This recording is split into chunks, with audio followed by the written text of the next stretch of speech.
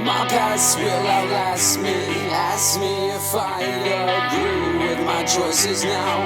I'd say no. I'd ask if that's me, 'cause I don't recognize myself anymore. No, sir. That's what we're gonna do. We're gonna rebel, stepping up to the plate, give them hell, feeling great, show and tell, devastate.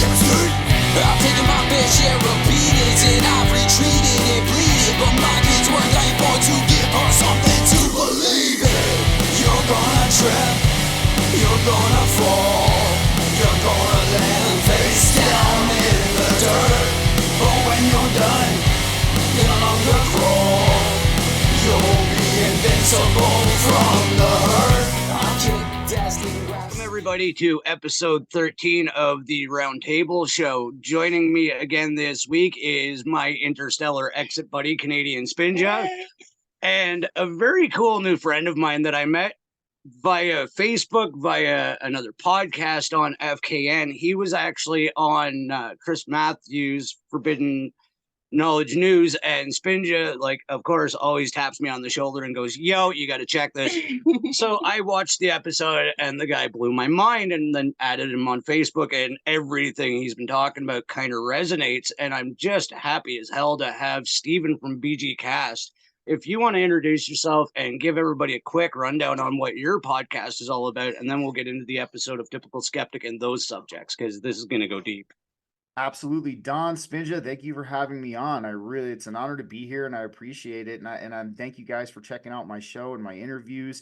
So guys, I'm BG Cast. So I cover the Great Awakening and all it entails. We chat about the spiritual concepts of this reality. We talk about the occult nature of this reality. I mean, we discuss conspiracies, we discuss spiritual and emotional health. I myself discuss a lot of different spiritual philosophies and the benefits of them as well on the channel. And guys, the big thing about me at BG Cast is we're all learning together. Just kind of how Spinja said this before, we started the show. We're learning together. I'm in the same boat as you guys. I give what works for me, and the information that I've come across that I feel is beneficial, and we just roll with it at BG Cast, man. And I mean, we do interviews, and also too, we have a conference room, which I'd love to invite you guys to next time when I do my next conference room. And it's kind of similar. We all just sit down and we have a lot of people on and we discuss different topics and we run things by each other. And you guys can find me on, forbiddenknowledge.news. I am part of the Forbidden Knowledge Network. You can find me on Rumble under BG Cast, and same with Apple Podcasts, Rockfin, Spreaker. And I'm on pretty much every social media as BG Cast. And thank you guys again. Yeah. Well, I just want to congratulate you on the thumbs down on Rumble, because you must have told some truth there. Eh? Yeah, you piss somebody off. Yeah, reality pisses people off sometimes. But no, you actually opened that up perfectly, because on the episode, this was a 45-minute episode of the Typical Skeptic, but these people hit on a lot of different subject matter that means a lot to me, because it's where I am metaphysically and spiritually right now, the stuff I'm exploring. It was episode 1164, and it was a power couple that are very much metaphysically in tune. And one of the first things they talked about was the awakening as itself. And I just want to get a quick overview on what you think the current state of the awakening is. Well, so this is something I talk about a lot. So, and I'll just give a little bit of a background on my history. So, I started, so I call it the spiritual spiral. I don't call it the spiritual path. And a lot of people have asked me this, why I do this, because it's not in a straight line and it doesn't end. That's why I call it the spiritual spiral. So, I started my spiritual spiral in 2008. And, I was very young, and ever since then, I kind of dedicated my life to this and learning this awakening and understanding this awakening. So I've kind of used this analogy to describe what's going on. And I've spoken with Chris about this on his show before. So I say in the year 2012, we got an expansion pack downloaded onto our reality. And, it wasn't the end of the world, but what I feel it was the beginning of the test run for humanity. And if you kind of look at the world pre-2012, you could see the stuff was still going on. You know, obviously I woke up before then and I started to become privy to this before then. But then if you look at after 2012, you can kind of see what I call the cacophony of the funniness start to begin, the craziness, the things that are becoming way out of balance. And feel at this point, what we have is we have a surge of these energies coming in. We are in this place now with our evolution as humanity. And we are in this place now consciously where we live in a different age than we did. We have access to all of this new information at the tip of our fingertips. We have access to any spiritual book that somebody used to have to travel across the ocean, through a country, to a temple, you know, to get a hold of this book and to read it. Now we can just pull it up. So the one thing that I feel differently about a few people in this community is this awakening is going to be a slow decommissioning of the old world. And I speak with this because, you know, I have almost 17 years of observation looking at this at this point. It's going to be a slow decommissioning. They're drip feeding the information. They're slowly starting to unravel it as we go. Because what I say is this: whoever or whatever's hands this is all in has the whole collective of humanity in mind. They don't just have people like you and I. So that is why they've chosen this slow decommissioning process, because it's keeping everything intact. It's keeping humans in a positive mental state during the whole process, even though we will have events, crescendos, and things like that that kind of help nudge us just a little bit closer. And I think honestly, it's a beautiful thing. I think, you know, we're now coming into a lot of lost knowledge about ourselves too at this point in time. The hidden human history. Where did we come from? Where did we really come from? And what are these ancient talents or these ancient you know, abilities that we once potentially had? So I think this awakening, I call it a remembering too, though. And the reason why I call it the great remembering is I have a saying, you know, that at first you awaken and then you remember. And because all of that stuff is within you, all of this information is within you. You are a subjective focal point of the divine universal consciousness. You are everything that was, is, and ever will be. So honestly, it's been one hell of a ride, man. And you know, over the past almost 17 years. And I'm grateful. I'm grateful to be a part of this and to be alive at this time. Oh yeah, we just finished up with Chris yesterday, and it is an absolutely fascinating time to be alive, and that's what we ended on with him. But I know you touched on a couple of things that she kind of wants to volley back, so I'm gonna hold back. Definitely. I need to like start getting these cards, you know, like I gotta see some, because oh my goodness, you just kept on just like bam, bam, bam. I had to make notes here because, well, I wrote down drip, like you were talking about the slow drips, and I wrote down slow drip like about what, 15 seconds before you said it. Yeah. So interesting. I like that. Yeah, that's and we were like literally, oh, it's not going to show up. It's not going to show up, but yeah. So we have literally been talking about it, and this is the part, like we play this game, you know, like I call it, okay, am I projecting? Do I have my head shoved up my ass, or could this be reality? It's, you know, it's kind of like discerning, and like, yeah, like where is real and as raw as you can get, like, so I see the slow drips happening already. Like, I don't know, like Don and I have said this many times, like we don't know what information that you're getting south of our border, because there's, you know, and I'm not going to get into it all, like just the fact of the matter is there has been some things put into place where we can't even share news articles here. I've heard about it. It's insane. Yeah, and so, but I just see evidence of things like that's happening slowly. Like the province that we're in right now, We were just talking to Karen Holton yesterday because she's in the same province. She's about an hour and a half, 2 hours away from us, which is just like crazy, you know, like the synchronicities is just, it's so cool. This trip is so cool. And so there are little things that are happening. Like this province wants to get out of the federal pension program, for example. And you know, like there's just things happening in the headlines that I catch.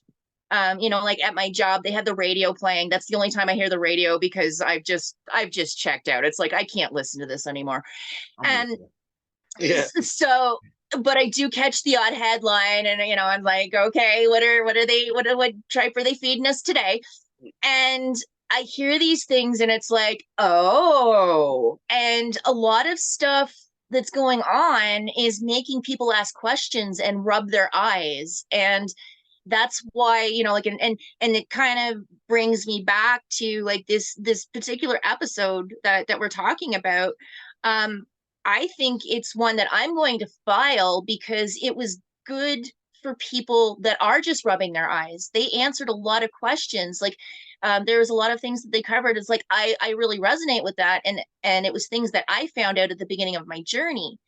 And it wasn't they left it open to investigate. I think that's, you know, like that's one of the reasons why, like, why your show, like in your interviews, are resonating with me, because you leave it open, and you know, like to ask more questions, and you encourage the diving. You're not pushing anything on anybody, and that's, you know, that's the approach that they got, like that they had as well.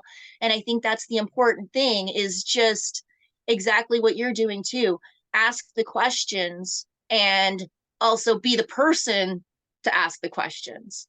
Thank you. I appreciate that. And you know, that's what I try to do. I mean, one thing I feel you know, some podcasters can do is they can give too much advice, or you know, give too much unwarranted advice. And you know, I realize that's not the best method when we're talking about this kind of stuff. And I just encourage people to do the research and dive deeper. I mean, even, you know, you were talking about the dislike on the pre-Nicene rabbit hole part 3, you know, and just really that was my message, is like, you know, if you're going to choose the guideline of the Christian religion, I mean, all I can really encourage you to do is to research its roots, see what happened to it, you know, and to really just take a deeper look at what you believe. And that's something I feel, you know. And don't get me wrong, like I said this on a show I have no beef with Christians, I don't. And you know, like I actually, I'm happy they're kind of with us at this point in time, kind of you know, working with us. And I just wish they would see that we're on the same team. Just because we don't Yeah, have the same philosophical or spiritual beliefs, we're on the same team, we're with yes, you guys. yes, And like that's basically the one thing. But the one thing you talked about that I found really interesting, that you brought up, on how there's this drip feed happening up there, and you know, it's having people rub their eyes. So I say there's two kinds of awakenings going on right now here on the planet. We have subconscious awakening, and we have actual conscious awakening. And the reason why I say that is there's a huge energetic effect that's already occurring here. And even the people who are not consciously aware of exactly what's happening just yet, they're experiencing this energetic effect. They're starting to ask different questions. Their interest is kind of starting to raise when it comes to particular topics. And eventually, what that's going to do is that's going to give way to their conscious awakening. Once they have, and you know, something I talk about a lot on my shows is the burning bush moment, right? And I know it sounds cliche, but honestly, to me, everybody's awakening is precious. And I like to hear about it. I like to hear, you know, but that it is. Everybody has what I would call their burning bush moment, where it's like, all right, enough's enough. Something's definitely going on now. It's not about the questioning anymore. It's about something's going on, and we got to figure out what it is. And to me, that process is insanely beautiful. And from the looks of it, it's occurring, you know, in the collective up where you guys are. So, and that's a great thing to hear. Uh, Just a quick thank you for that term. I'm going to be filing that. Awesome. Yeah, I appreciate it. Yeah, no worries. and it kind of brings me into something I really wanted to touch on, because I know you and I have some very similar theories on things that go in the metaphysical. And this is something that came to me after a meditation the other day, and it was like right after I booked this, and I'm like, oh, this is going to be dope. So part of the episode was about the frequency fences over top Oh my of God. Earth, right? Okay. So I don't think it's quite as complicated, and I'm not sure exactly how it's energetically run, but I don't think it's quite as complicated as what everybody is making it out to be. And it actually goes into your discussion of elevated consciousness, and I'll get to that because when you think about it, they taught us about this in basic grade 8 science. It's called the ionosphere. Now, what they taught us was that the ionosphere will only allow certain frequencies of like radio waves. Okay, they use the ionosphere to bounce radio waves, right? Those are measured in hertz. Well, new to this field and investigating everything, I found out so are emotions. So that ionosphere bounces everything out, even as it goes up. Like there's certain satellite frequencies that can't even breach the ionosphere. It has to be an ultra high frequency. So I think what's happening is the ionosphere is actually dissipating. More and more high frequency energy is actually being allowed through. And because right now, if all of that negative shit, like the first 5 stages of emotion, are just constantly being refracted back down onto humanity, of course we're fucking miserable. Of course we can't get in touch with stores, right? Because we're just raining it on ourselves all the time. But as that ionosphere dissipates and more positive passes back and forth, like I have an entire scale, you can find it on Google, but look up the ionosphere and the frequencies that can pass through it. The first 4 negative emotions of human existence can't. So it just comes back on us all the time. So we can't get in tune with that higher state of consciousness you're talking about. Now, with deep meditation, ayahuasca, mushrooms, whichever route you want to go, that's the only time you open up your frequency channel or that antenna that you're talking about. Absolutely. No, and I actually kind of agree with what you're thinking about there. And there's a lot of talk throughout a lot of the different spiritualities. And I've seen a lot of, photos of the Schumann resonance. I've seen a lot of people debate this as well. Some people think it's just electrical issues at the monitoring stations, although now we're having different monitoring stations kind of pick up similar results. I think what's really going on is the Earth is now elevating. It's elevating itself in frequency. And, I don't know if you guys have ever talked to Shane Bales, um, I recommend you guys definitely have him on. He has a very interesting perspective on this. So Shane talks about how the Earth is a living organism, right? And, a lot of us in this on the spiritual spiral, we feel that the earth is a conscious organism. So because the earth is a conscious organism, a lot of organisms have their own line of defense, like they have their white blood cells. And people like you and I, these energetic light posts that are here on the planet, we're like those white blood cells. We're kind of like coming in, and we're kind of correcting a lot of the energetic issues that are going on. And what I really truly feel is happening is that there's a reciprocation effect with this, that as we continue to become more aware, more conscious, so does the planet. And as the planet recognizes this is going on, that's why I think the ionosphere is starting to allow more of these higher frequencies starting to come in. And it's amazing the reciprocation effect that we have with our, I call it the explicate, the preserved reality that we have. And it's almost as if it really truly does, and you start to experience it on this deep level, that it does stem from within you, and that we're all kind of hitting this energetic Ouroboros out to everything else around us. So I'm with you. I think that's what's happening. And I'm going to check out that. I wrote that down while you were talking about it. I'm going to check out the ionosphere chart that you were saying, but that's what I think is going on, man. I think the earth, we still don't know very much about the earth, and what it's capable of, what's inside of it, and all of those other different topics. But I do feel that because, we're kind of coming to the defense of the destruction of kind of everything going on, the earth is reciprocating with us and allowing more of this higher frequency energy to come in. That's what I think's going on, at least. It's really interesting. Yes, I wrote down we're gonna reach out to Shane Bales because this is awesome. Another thing that Dawn and I have been discussing, when you mentioned about us being Earth's line of defense, and like with energy and stuff, just I've got more questions now. Absolutely. Yeah. Let's hit it. I so I was born on the 45th parallel, exactly between the North Pole and the equator. That is so cool. Let's add to that, I am a Libra, born on the 45th parallel. Spent All right. most of my life there. The 45th parallel, now I haven't done a whole lot. I haven't really dove into this, but I might have to do some work here.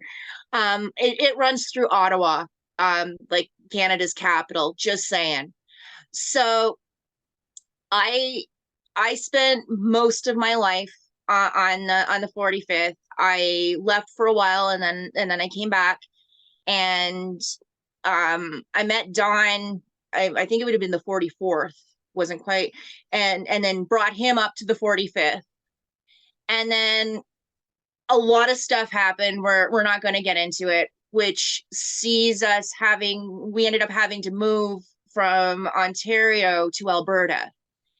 And it's really interesting because I feel like we were driven. I don't know if we were driven off of the 45th or if we were pulled here for a reason, and I'm still trying to figure that out. But I just find it interesting when you say about us being Earth's defense, and that, but there's also the part where things are also lining up for us, because like we've both said, like, really, when it comes down to it, if we could be doing anything in this realm right now, we would be on our farm, we would be Earth stewards, we would be just looking after the earth, and doing the exchange with the animals, and helping our fellow beings, like providing, like sharing the bounty that earth has provided through her where Yeah. right.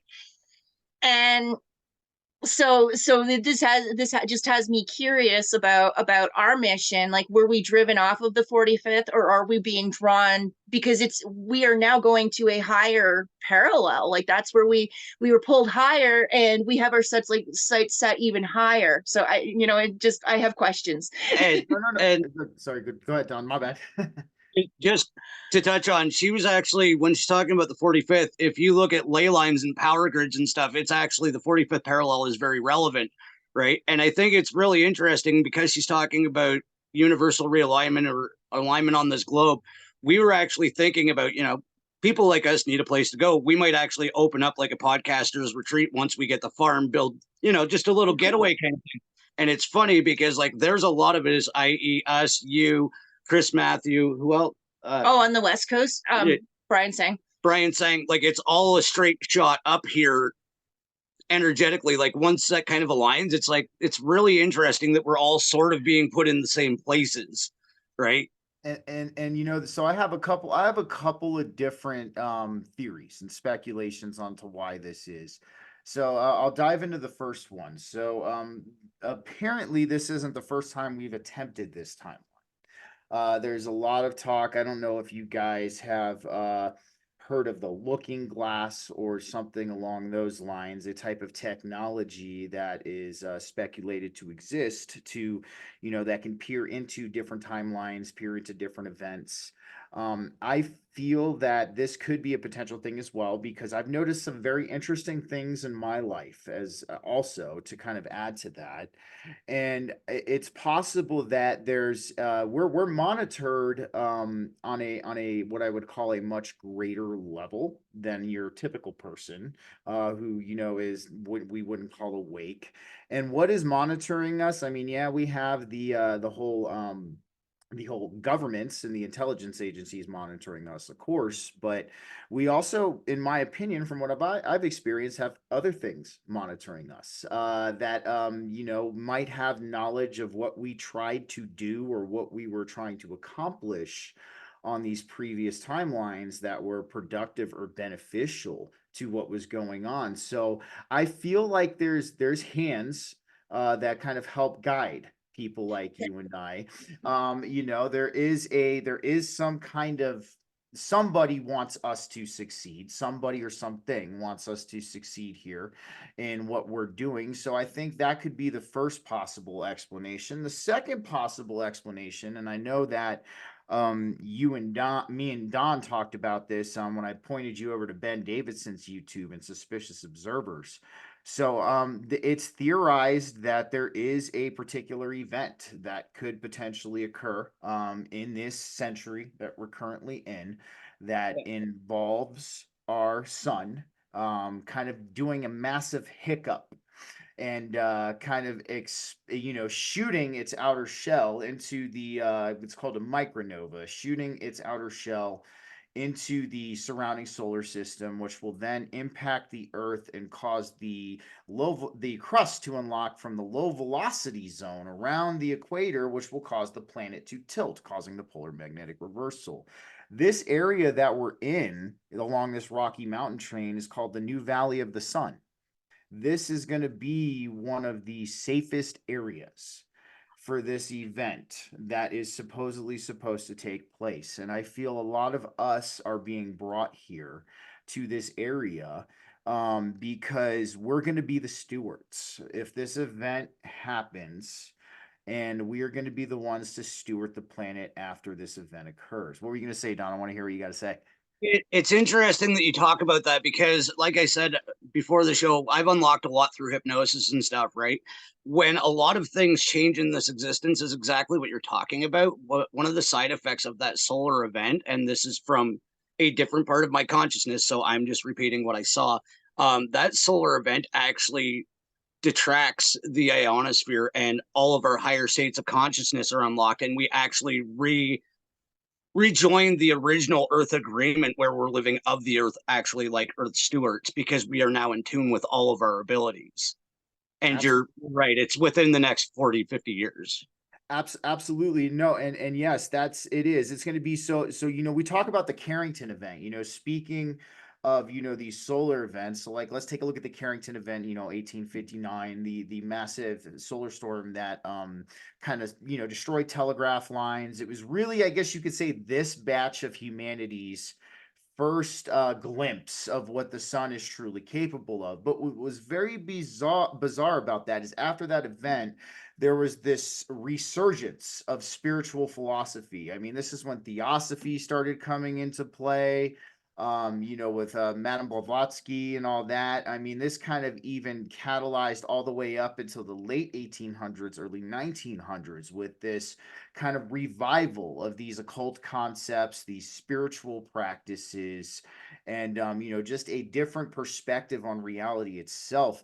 So that's why a lot of people theorize exactly what you're saying, Don, that when this does occur, if there is a giant solar flare or a giant solar flash, as we're taking a look at, that this could potentially even more so ramp up everything that's going on. So I actually completely agree with that sentiment, because we can look at the pattern of human behavior after solar events, and every time a massive solar event occurs, there's like a surgence in human consciousness. So I completely agree with you, man.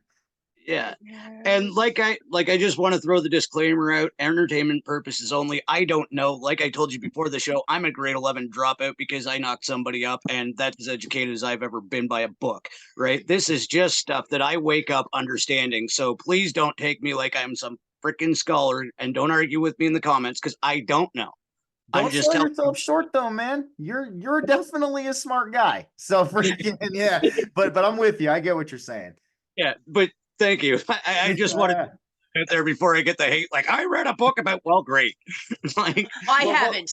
there's always going to be people, guys, and and honestly, the one kind of preface I take with that is, I mean, what? So you actually trust the mainstream information at this moment? Because I mean, we've seen time and time again, we've been lied to by all avenues. So, but no, and I think it's a very interesting topic when it comes to the sun, Yeah. because I mean, because of his reverence in human history, all of that, and but no, I think that's a very plausible event. I think that could most certainly happen at some point in our history. So, Well, and Ra Castaldo, another guy that I picked up off of Rob's show, he actually studies solar physics.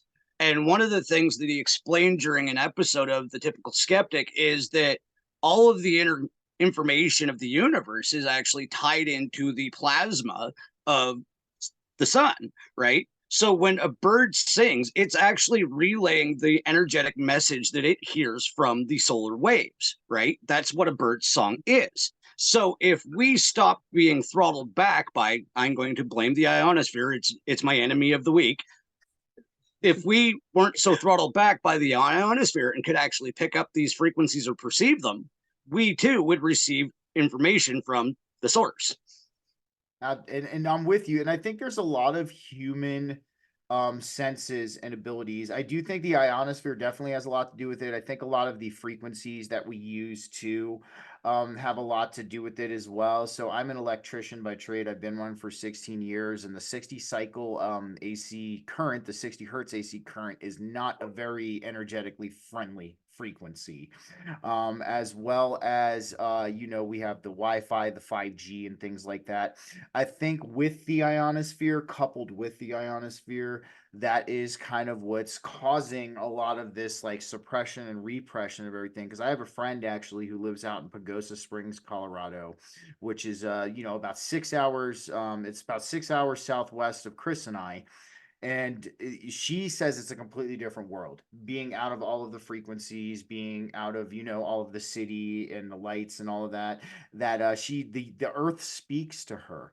And I'm also a profound believer in the cities. I don't know if you guys know what the cities are, but the cities are abilities humans used to have. A lot of the ancient Tibetan monks and a lot of the yogis of old had them. The cities were or what you would call some kind of abilities. So they could recognize magnetic fields and magnetic field pull. They could alter their bodies to become larger or smaller.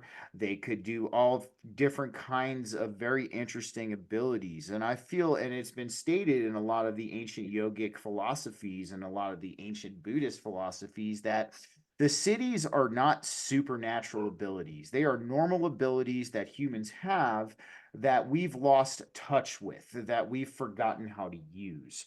So I think, that maybe the ionosphere and potentially these frequencies could be hampering us down from fully recognizing and remembering these abilities that we have. So I mean, there's things you can do to start cultivating that connection and to help yourself with that. But I'm interested to see if we really did get a massive X flare and it knocked the grid down, what actually would happen. And that is something I've always been profoundly interested in.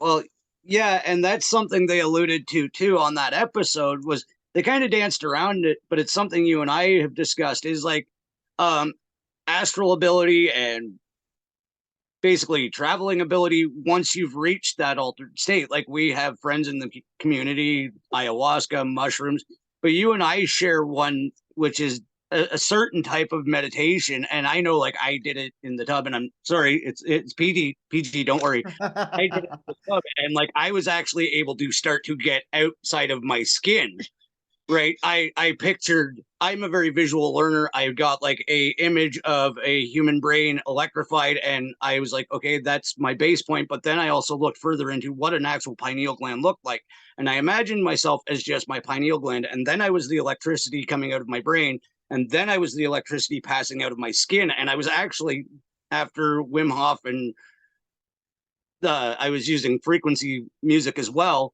all of those things combined, I was actually starting to be able to like literally come out of my body.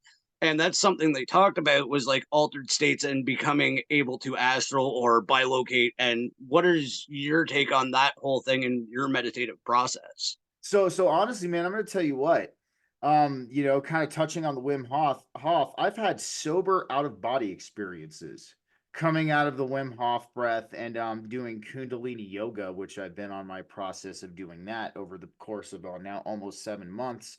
And I do think that I think what's happening is as we as a collective, we start to remember more of ourselves and our true divine nature. There's two things I talk about a lot on my channel. And Don, you're already digging in, and I love it, man. You're on the path of discovering what your true nature is, that subjective understanding of your true nature. And then there's the subjective understanding of the conscious nature of reality. And I mean, we look at, the people who we call ascended masters or messengers. I call them the ions, people like Jesus, Buddha, all that. What these people had was a profoundly deep subjective understanding of their true nature and the conscious nature of reality. So I feel as people like you and I, as we continue to undergo these processes, we're almost like the guinea pigs. And like it's a good kind of guinea pig though, because we're utilizing and remembering these special things that humans can do. And that's why I say, like, we really don't know the human being as well as we should. And but I think as people like you and I start to cultivate this in the collective, we're going to start seeing more and more people start to recognize it too. It's that morphogenic field effect. I mean, I am really big into the Jungian psychology. I do believe we do share kind of what I would call a collective unconscious mind between all of us humans. We were just talking. Exactly. I like how all these synchronicities are lining up. This is great. And but we do, and when we achieve something, or we achieve a certain state, that permeates into the collective human unconsciousness, and it's now accessible, or the remembrance is accessible for all of those who wish to imbibe on this path as well. So I completely agree with you, man, and that's pretty cool that you managed to get out of your body a little bit. That's nice. Well, yeah, and it's funny because like when I was first messing around with meditation and stuff, I don't know why my higher self is an asshole and explained to me that I don't physically actually exist here as a solid, but it did during a meditation. And I was like, well, you're a dick. Why would you do that to me? And then I stumbled across the print or theory principle in Hindi of the 5 sheets, where it basically walks you through everything that you're not, right? You're not your body. You know that, because if you go into it deep enough, we're really just a grouping of molecules that vibrate at the same resonance in an amazing vessel, right? Don't get me wrong. I love this thing, but I know what it is now, right? So I'm not that, and I'm not my principles, because those have changed over the years. I'm not even my ideas. So what it breaks down to is, if you follow the principle of the 5 sheets, is you're literally just the voice in your head that asks the question, which makes the most sense, because what did source send us here for? To ask the questions, to find out what the hell this is, right? So no matter how much you physiologically, mentally, or emotionally change over the years, you're always still yourself on a conscious level. And that's where we attach to everything else. Like when I say I've been a super soldier, maybe a part of my consciousness in another stage of existence is, right? And when I go into an altered state of thought or consciousness, I can join them. Sometimes I get shut down for power naps because I think they just need me somewhere else, and I piss off to another place. But that's where I am on that end of it anyway. No, it's very interesting that you say that, because yes, so I'm a huge believer in parallel timelines. And why I call this parallel timelines, I don't think that the past, present, and future are on a single linear scale. I think what we have more is like a record. And that, this analogy has been used before by a couple of different people in the spiritual community, that the universe is a record. Everything's already happening. It's already there. Just the needle is in one place. And so what I believe is that we have the past, present, and the future occurring coincidingly with each other on this record, as you would call it. So I do believe that we can access these parallel timelines of us, or these future timelines of us, and we can get information from these existences that can help benefit us where we're here. And I'm with you, dude. Sometimes, like, I joke that I go to other dimensions when I sleep. Yeah. Because I sleep so deep. Like it's like my wife, other people who have dealt with me throughout the years, they're always like, I slept through a fire department coming into our old apartment, our old apartment one time. There was a fire in the apartment below.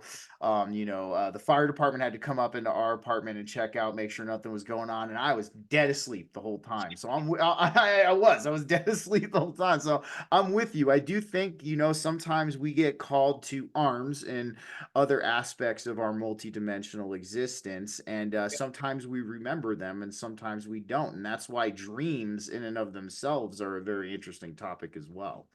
Well, yeah, and it's funny because again, we were just talking about that. Again, something that was just unlocked in a recent hypnosis, and I love my hypnotherapy because, like, yeah, you get some pretty cool shit out in the episode, but the stuff that you see, it's like the ultimate version of VR, and you're pumping information from your higher self the whole time into your brain. So I woke up and had a completely new understanding of the fact, like, I used to sleepwalk as a kid, and I mean, like, out of the house. I still sleepwalk. Like, you can ask me to do shit while I'm asleep and it works, right? But what happened was I walked out of the house the one night while I was asleep, and I don't know if this is a very vivid dream or if I'd left the house or not. It was my mom's place. I was 15. I fell asleep one night, had 5 years of off-planet high school, and then woke up the next day again. What? No shit. My dream was 5 years long, and I can That's remember every minute of it. That sounds, that's really interesting, because that reminds me of a lot of salvia divinorum experiences that I've heard people have, that they will go live a lifetime somewhere else, and it will feel like a lifetime, and then when they come to, it's actually kind of jarring and startling, because in that short 15-minute period of time, they've come to accept that this is their life, Yeah, this is their family, this is what they're going through, and then they come back and it's like, holy crap. So that sounds like you had yourself almost a natural, like, heightened state of consciousness salvia divinorum experience. That's pretty interesting, man. that that actually brings, I wanted to share this but was going to do it later. Like, I've gone to our future property, worked 2 weeks on the farm, woke up, and it's like, this is 2 years in the future. I'll wake up back here and I'm like, oh, what the fuck? No. Like, I'm literally going to my own future by a couple of skips on the record or frames through the projector, whichever way you want to look at it. I'm skipping ahead in time, and I'm as there as I am here, or at least Oh, it yeah. feels like it. And then I'll wake up back here and it's like, oh, what the hell? That's not funny. Like, come on. I was Oh, happy. Like, oh, put me back. I've seen it. I've seen it, man. And I've had dreams like that. I've had experiences and dreams like that too, where I had one where I was sitting there and I was in this other dimension, and the you could feel the love of the and I've been in a couple of experiences I've had where I felt the love of the divine creator permeating the realm that I'm in, and it's like you don't want to leave.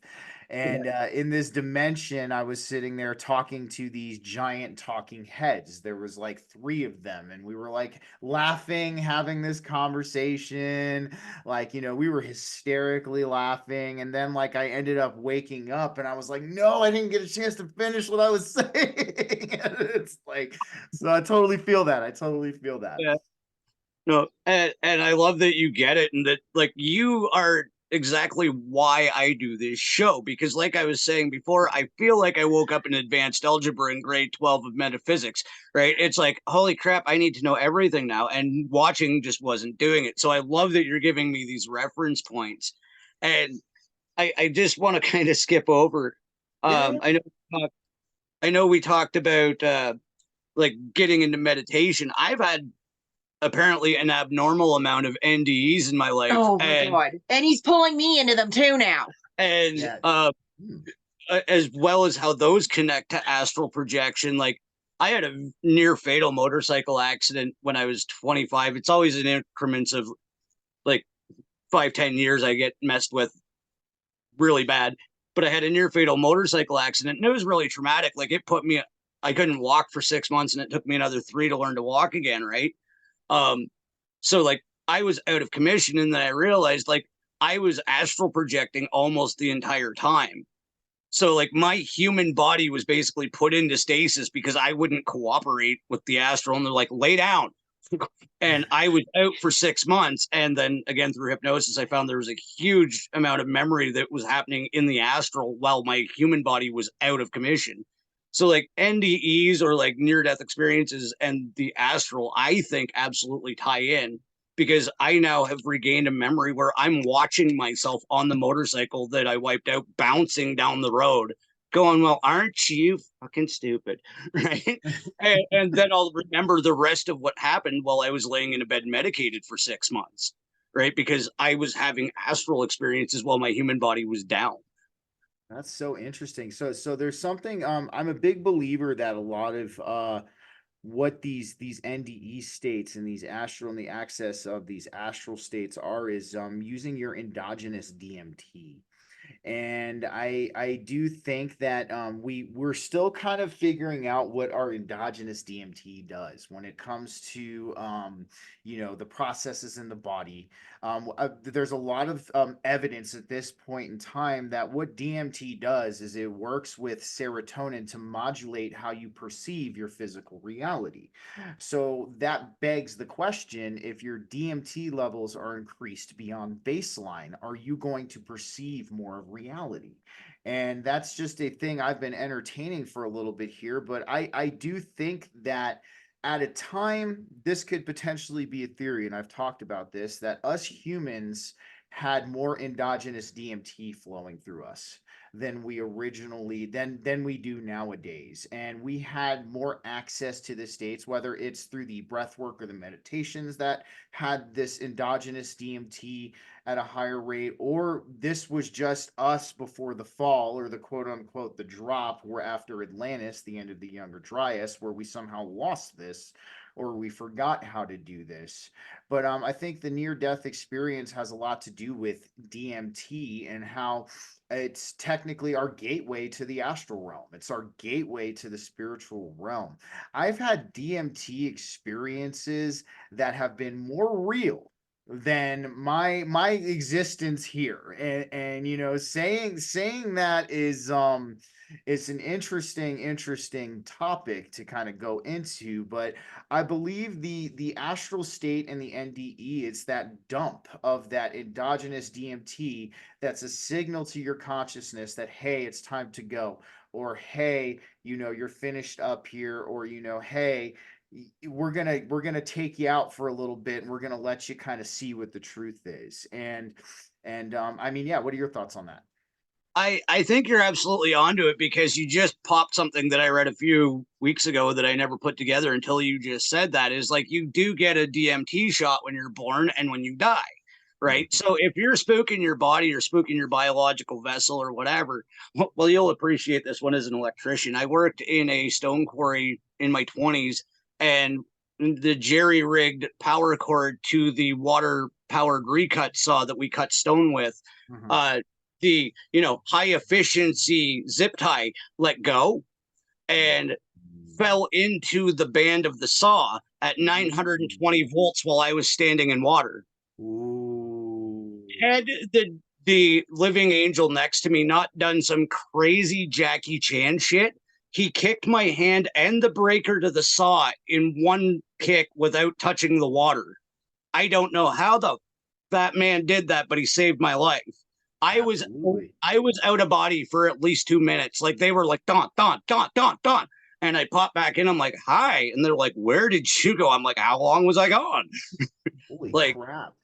I have had an inane amount of near death experiences, but I now that you just said that, I remember getting the DMT flash right when I thought I was going to die. I've almost drowned. I've been electrocuted. I've been in car accidents. It's ridiculous, right? It wasn't until about 3 months ago, and I love telling this story because I get to do the voice, right? I explained to her how many times I've almost died, and I'm like, what, you haven't had like 8 to 12 near-death experiences by the time you're 50? She's like, no. I'm like, that's not normal. She's like, no, it's not. I'm like, oh. That was your learning. That was your learning, I think, man, because each of us, when we, and that's why you were saying you've never taken a psychedelic before. You've kind of gotten here through, your meditative practices and your experiences. I think that was when you decided to come back here and assist with everything going on. I think that was your preferred method of the remembrance, honestly. And as it sounds, and you talking about your higher self on you called your higher self a dick. My higher self likes to body slam me every chance it gets. It literally will have me on the ground like and then I'll look up and I'll be like, are you done yet? And it's like, no. It's like, so that's basically, but it sounds like that's what was kind of your signifier here. That was what was here to show you and to make you aware of the spiritual nature of reality. Yeah. And I fully agree with that. I love this conversation, and we've been going almost an hour. But something I want to get into, because I want to hear yours on this, because we haven't talked about this, and it's something that's coming to light on social media a lot, is, and Frank Castle has an interesting take on this too, is not everybody's a spiritually connected or ever will be human. And they touched on that on the episode of Typical Skeptic. Now, Frank Castle gives it 20% real, right? We are that ingrained with people that are technologically attached to AI, or they're an actual reptilian, or they're a clone. We were just talking on Frank's thing about what's her name, Margot Robbie and Jamie Priestley, how like you can mash their faces together and it's the same goddamn person, right? So there is a multitude of clone conspiracies and lizard people conspiracies. Where is your stand on how many of us are like still real? So I've entertained this quite a bit, and I've had experiences of things I've seen firsthand. So I'll kind of lead with the experience, and then I'll kind of get into what I think about that. So I had a DMT breakthrough. Frank will appreciate what I'm about to say. I was peaking on 3.5 grams of mushrooms, an eighth of mushrooms, and my favorite way to experience DMT is to blast off at the peak of that. A lot of people look at me like I'm crazy when I say that, but honestly, it's a smoother ride when you do that and you're there longer. It's not as abrasive. So I remember I decided to imbibe in the DMT and I broke out of our reality. And then I stepped out and I was in this realm and I'm looking around and there's cities, there's beings, there's everything everywhere. And then I turn around and I look and I see our reality and it looks like this white dome structure, almost a complete circle, but not exactly complete circle. And I turn around and I see humans. So I like go walk up to them and I'm like, what are you guys doing here? And they're like, oh, you're one of us. You just decided to go do that. We decided to stay here. And I was like, oh, okay, cool. And then one thing I noticed is I saw, and this was like a really big awakening for me, is I saw there are things here that are posing as human that are not. And how I saw that was they had their head in our reality, but the rest of their body was outside and they had their cohorts around them. And occasionally they would pop their head out and like talk to their cohorts, and then they would stick their head back in the reality. Um, so that was a really big wake up call for me. And I've had some experiences too. I believe I ran into a shapeshifter in Washington, D.C. when I used to live there. And, but I'll give a TLDR on that later. But I do think, as far as like actual human beings on this planet, I think there's not as many. I don't think there's 7 billion actual human beings. In my theory, I think there's probably a billion, maybe two. And then what we have are the things posing as human that are not. And this is why I've come to the equation that the human is the ET/angel and the ET/angel is the human. We are not separate from them. We are basically three-dimensional formats of these entities that can exist here and partake here, because it's not like the days of Atlantis where anything could come and go as they pleased. Now, if you want to participate here, you have to hop in a human suit. You have to be in a human suit to participate directly. If you don't want to be in a human suit, then you're kind of cast to the sidelines and you can indirectly participate, but you don't have the direct participation. So, as far as things being from an AI, I've entertained NPC theory. I do think there are what I would call manifestations of this organic reality that kind of help with the actual human learning experience here. And so these humans, or we perceive them as humans, but what they might be are just energetic imprints that we perceive as humanity that come to help us and assist us not only in our growing process here, but to also help facilitate the collective growing process as well. And I started to come to the realization, I don't know if you guys are on YouTube, so I'll use abbreviations for this and things, but Yeah. when the COOF came around, and with stabby stabby and everything else going on, um, I was surprised at the amount of red flags that I was experiencing, that the general population seemed to just seemed to fly right over their fucking heads. And this was really interesting to me at this time, because I'm looking at this and I'm like, there's no way. There's no way that somebody with common sense at this point in time can look at this situation and not see all of the red flags that are occurring. Yeah. So that's what started to make me entertain Yeah. this theory that potentially we have this. So yes, I kind of, I'm with you guys on this.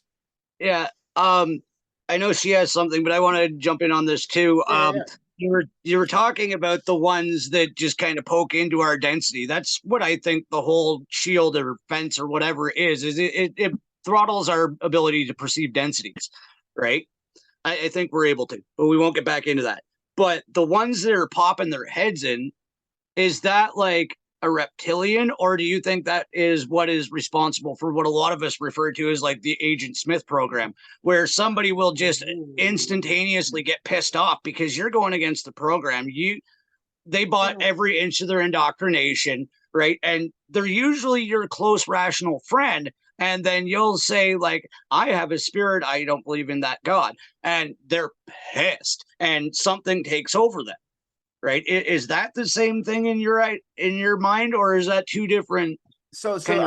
I think there's I think so a lot of the things we discuss in this reality, in this existence, they're what I call it is they're multifaceted aspects of what's going on. So I think it's both one and the same. Like, yes, we have the reptilian beings. That's what they looked like, at least in my experience, that they kind of run what I would call the matrix reality, the false reality that's kind of been manifested around us.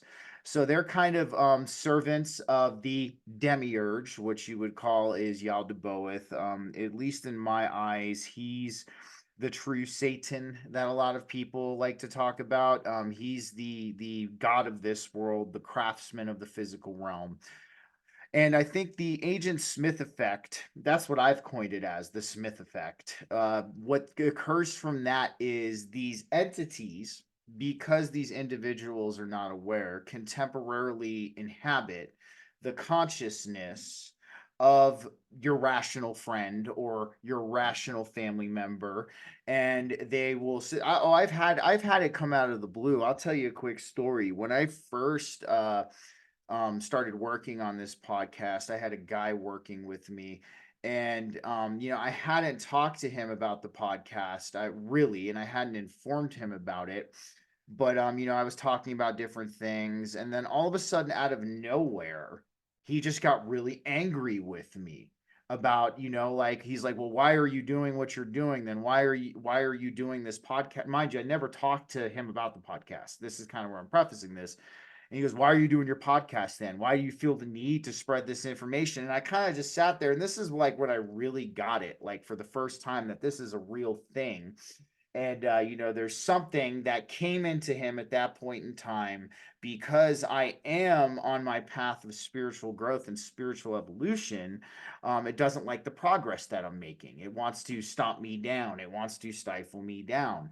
So I think really it's kind of one and the same. It's different aspects of a multifaceted entity or energy that exists here, whether it had a hand in the creation of this world or not, and that because it is a higher dimensional consciousness, it can inhabit its aspects of us. It can inhabit people who are unaware during these periods. So that's what I think it is. Yeah. And I think you're absolutely right. And it's something her and I, again, just talked about. I'm Because digging like this, that this is going like this. I think it's great.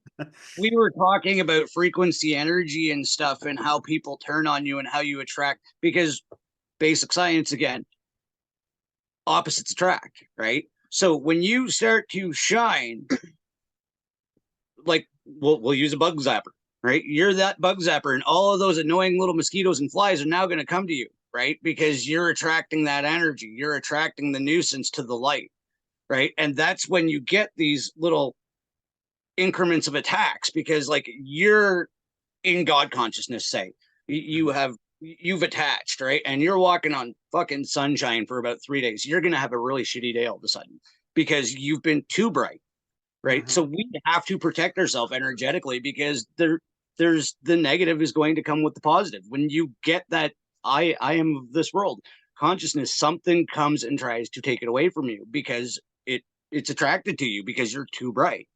Absolutely. I agree with that. Yeah. 100%. And I think and that's why one of the things that I preach, or I don't preach, I kind of like, I'm very hard home on. There's practices, spiritual practices you can do that really strengthen your auric field. And what this will do is it's almost like putting up a roadblock to that kind of energy. And because a lot of people who enter, when we enter these heightened states of consciousness and we reach this growth and we're experiencing this, yes, we go from like dimly shining to literally being almost what I would call a sun in the collective. And those things notice that sun. They're like, oh, now what's going on here? We can't have you shining this bright. And Yes, oh yeah, and they will come. I've had situations that have been so bizarre that have come to derail me, because and just the energy behind them was just so bizarre, and like that's really the best way I can describe it. And Yeah.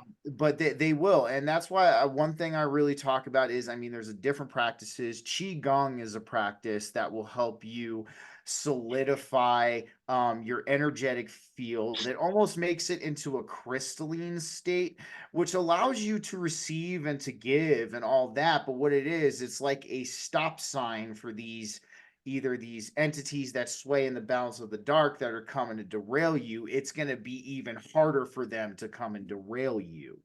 Yeah. And that's protection, and when it comes to this, is not a fear-based thing. And that's one thing I tell a lot of people, because this is the cards we're dealt. This is the playing field we're on. It's spiritual warfare. You know what I mean? Like, so having all of these tools in your toolbook and all of these tools in your chest that you can use to help you grow, but at the same time kind of help you with the spiritual warfare. I think that's kind of a easier thing to go, yes, I would like to do that. So but no, I had a situation one time where and I could tell that these people were projections of some kind of entity. And how you do this, like, let's say, because you two know your own energy pretty well, and I'll give you this example to go off of. You guys have been doing meditation, you know your own energy pretty well. So if a situation comes along to derail you, focus on the energy of that situation. And one thing I'm sure you'll come to find is it's very bizarre. Now, what I want you to do is go and ask these people simple questions. And one thing you'll start to find is they have a really hard time answering simple questions. And like, I went up to one of the people involved in this situation that derailed me. I said, "What's your name?" And he literally had to sit there and think about an answer for what his name was. But you people like you and I could ask you your name, you could tell me instantaneously. So for like so these are Yeah. kind of like keys and cues and signs you could look at to see if that there is something coming to derail you, or an energetic force that's coming into you. Oh, and it happens, man. And and I'm sure you know about this, Don. And then I'll say this, and I'll let you guys back speak. But it's once you learn to perceive the subtle, right? And that's one thing I'm huge about having people learn to do, is learning to perceive the subtle realms. Because if you can train yourself to perceive the subtle realms, you'll be able to know in a heartbeat that this is something coming along to derail you, so you can act accordingly. So Yeah. yeah, I'm curious what you guys think about that. Oh my goodness. I'll let her go. Oh, this is so awesome. Just the part like you mentioned about qigong, that was confirmation for me. Thank you, because You're I welcome. we're like so between the two of us, I'm basically I'm the information gatherer. I'm the scout. I'm the one that goes out and like, and like that's how we're having this conversation. I'm just like, it's like, hey Dawn, you should listen to BG Cast. I think it's really gonna resonate. And so and this is just my thing. I've been doing this for a long time. And I love that you mentioned about qigong, because I have a book, and I've started reading it, but now it's like, no, I need to focus on this, because I've been looking for ways, what do I need to do to protect myself? And it's but the interesting part is that that's not the excitement about all of this. This morning I mentioned we were having our bathroom chats, and Don was talking about how his neck was hurting really badly, and he was trying to figure out why, because he hadn't been doing anything.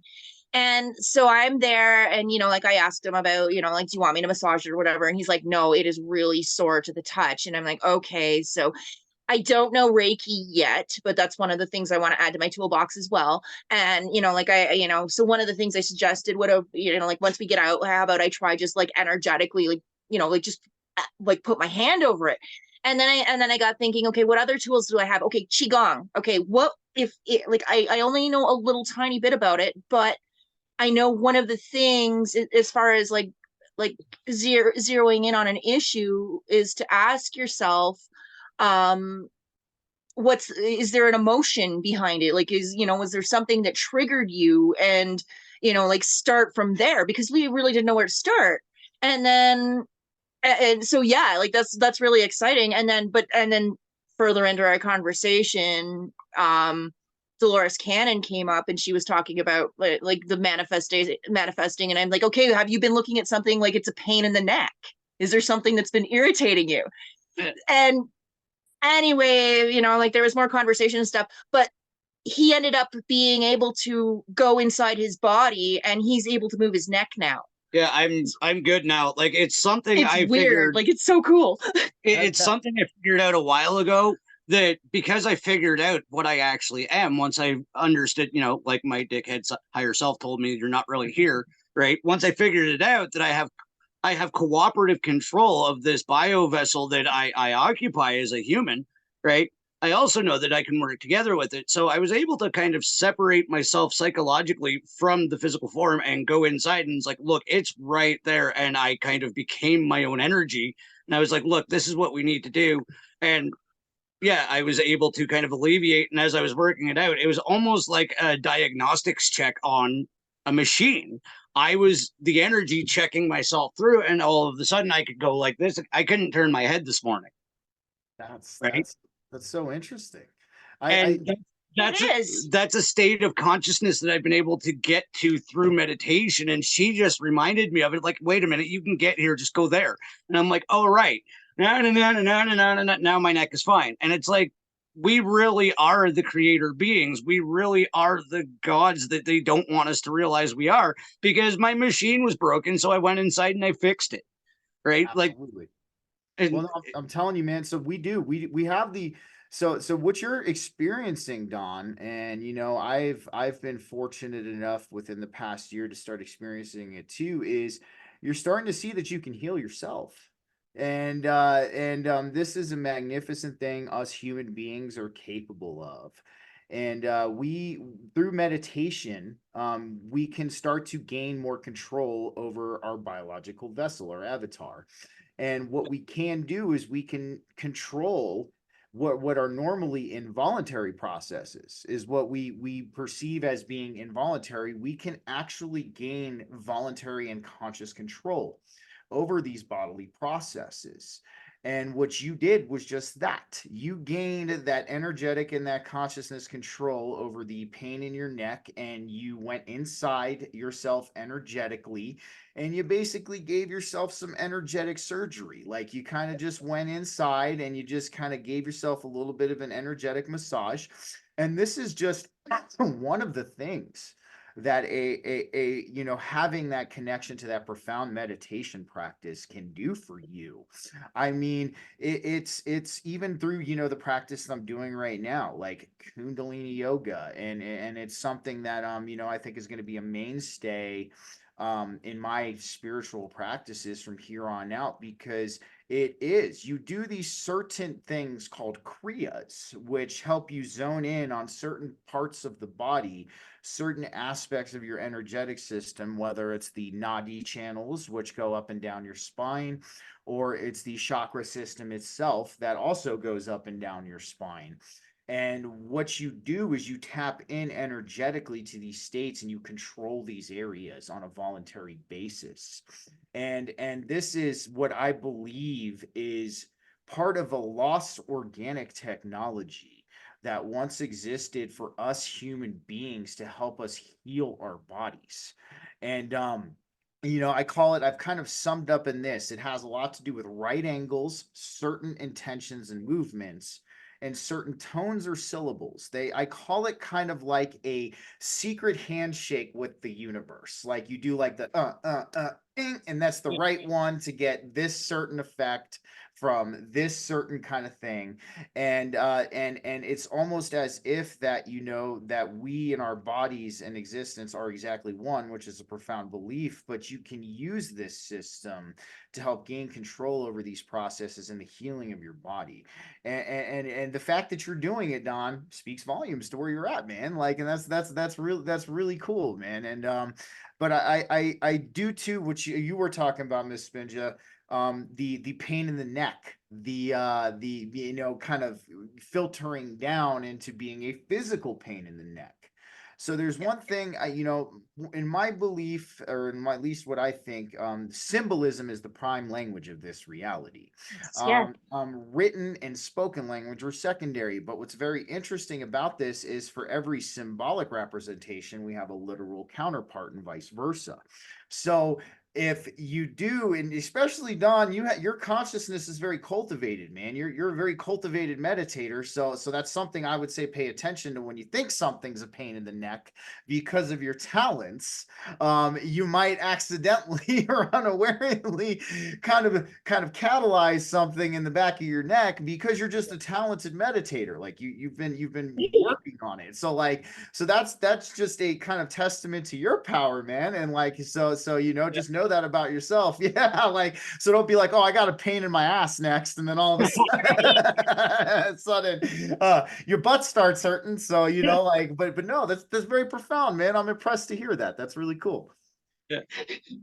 Did you want to ask me something? Oh no, I just my head's like ready to explode. I have so many questions now. This is awesome. Yeah, and we still have to wind down, eat, and get ready for Karen. So this is just going to be a great day.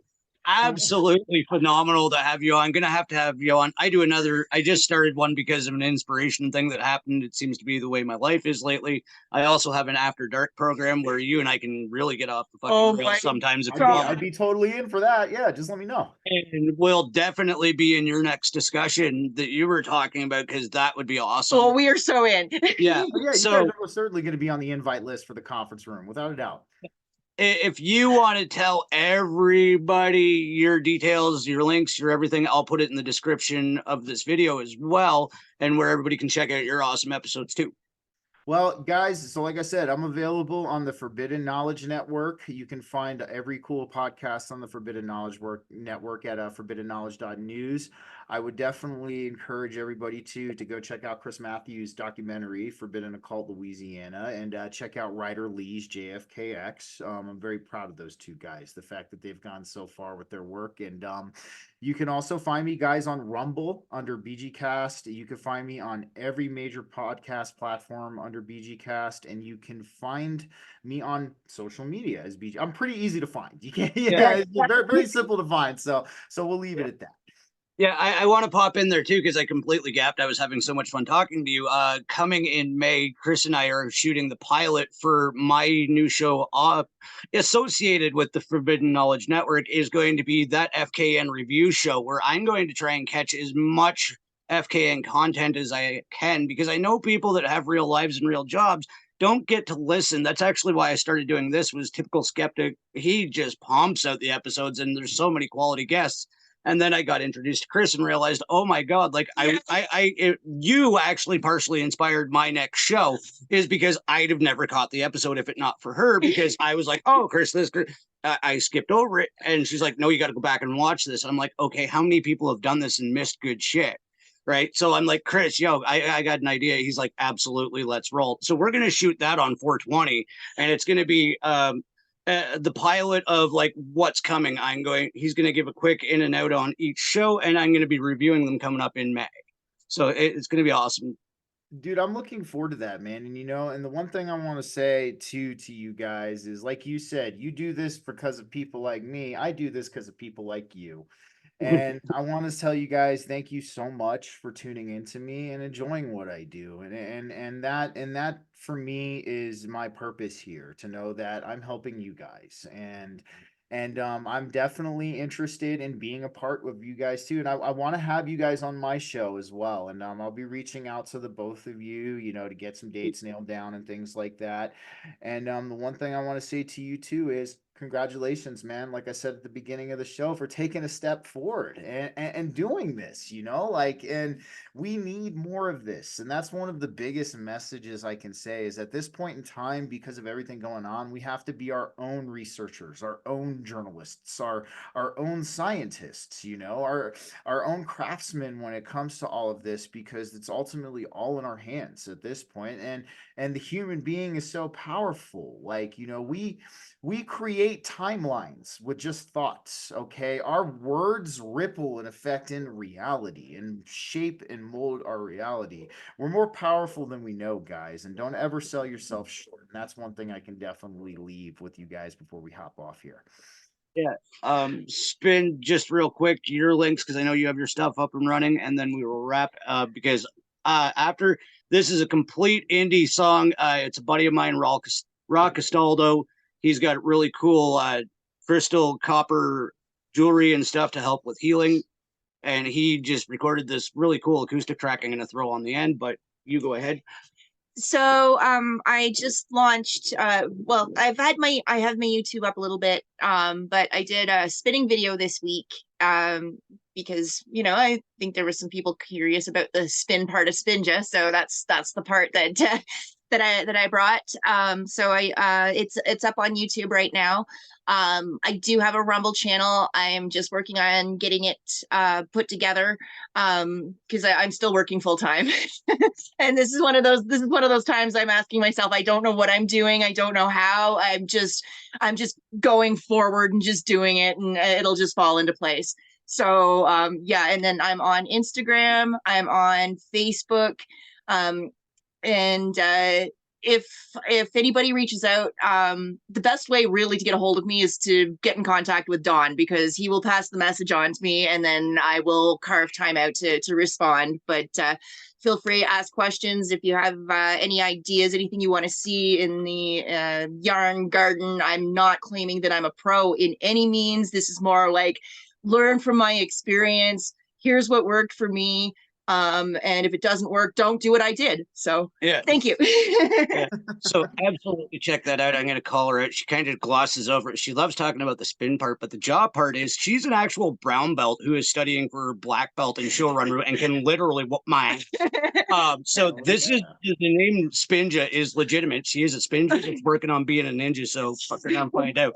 But she's actually going to have some martial arts stuff coming up too, I think. That's down the road, maybe. Down the road, maybe. But yeah. So check everybody out. Thank you guys for coming. Check out the ads. Check out Typical Skeptic. Check out BG Cast over on Rumble. And thank you guys. Love you all. Thanks, guys.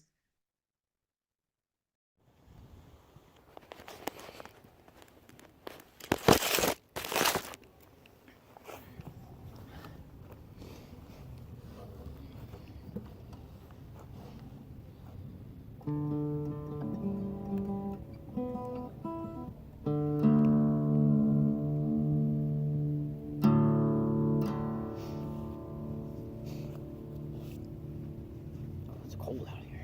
Cold out here. Nocturnal Remission.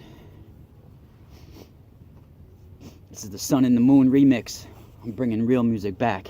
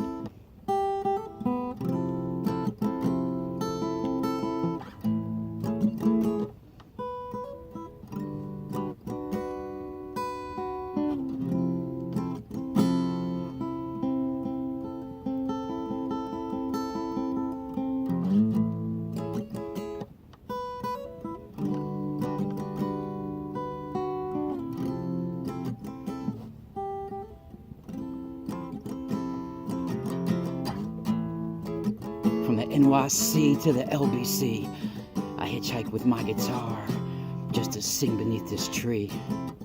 You can't see me 'cause I'm in the shade, like Wesley Snipes from Blade. Yeah, 1, 2, and 3. What's reciprocity? Well, do you and me see eye to eye? Or do you use your friends as your alibis? I'm here to make it quartz crystal clear. I'm that deep ringing in your ear. What else can I say?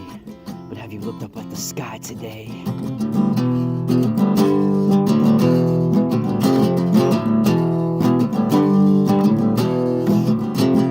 Look deep in the sky. Who am I? Who am I?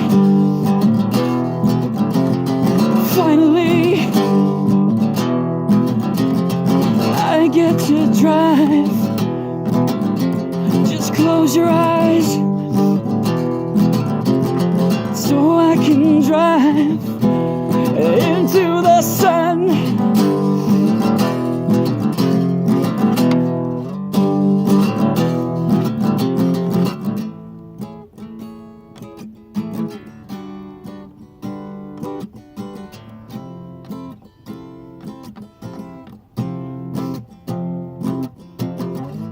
Tunnels inside of catacombs, the walls seem to breathe. Shadows that speak to me, they don't want me to leave. Twin flame desire, I'm coming at you like rapid fire. Give me that barbed wire, I'll wrap it around the sun. Just to tell you where I'm coming from, I'm the son of the sun. It's nocturnal remission.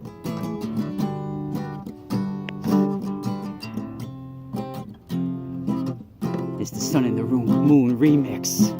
So I don't give a if the moon's not my girl, I'll rip your heart out your chest if you step into her world. She's my protection, I creep in every direction, and I'm wet your section like a double sherm. Motherfucker better learn I spread like the corona germ.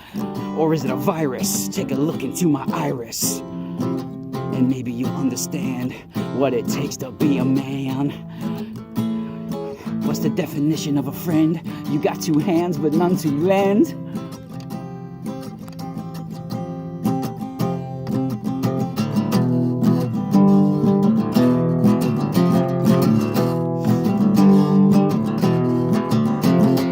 Finally, I get to drive. Well, just close your eyes so I can drive, yeah, into the sun.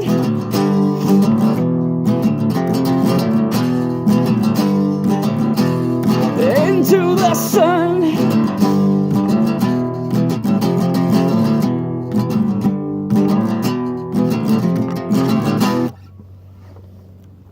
Nocturnal remission, baby.